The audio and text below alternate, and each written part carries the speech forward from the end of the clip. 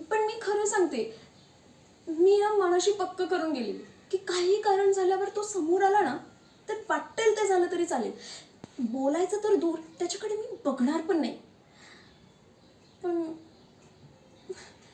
मी कसं सांगू, मी स्वतःला थांबवूच शकले नाही ग.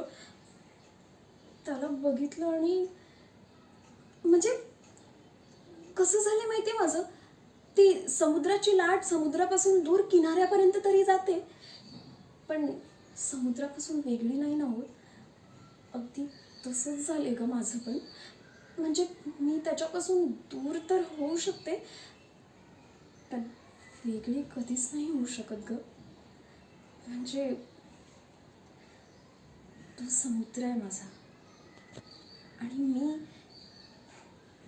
मी ती किनाऱ्यावरची लाट, जी दूर तर येऊ शकते काही क्षणांसाठी, पण वेगळी कधीच नाही होऊ शकत ग.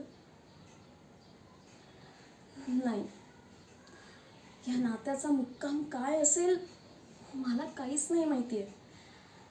पण खरं सांगू पिऊ, आजवर जसं नियतीने या नात्याला इथपर्यंत आणून ठेवलंय, तसंच यापुढेही ही नियतीच आमच्या नात्याला योग्य असं चांगलं वळण देईल.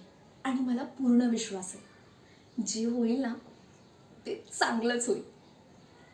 पण प्लीज तू अशी रुसू नकोस ना माझ्यावर. सॉरी ना पिऊ. तुला माहिती आहे ना, तुझ्याशिवाय दुसरं कोणी आहे का ग? तुला माहिती आहे ना, मी माझ्या मनातलं फक्त तुझ्याशी शेअर करते. तू ही तो एक यार आहे ना मेरा. मग तूच रुसलीस तर कसं चालेल? मी तुझी आवडती सिनेमम कॉफी आत्ता लगेच घेऊन आली, म्हणजे तुझा मूड एकदम फ्रेश होऊन जाईल. एक कॉफीची सेप आतमध्ये गेली की माझी आरजी पिऊ लगेच ऑन होईल, जसं की गुड मॉर्निंग मुंबई. आलेच.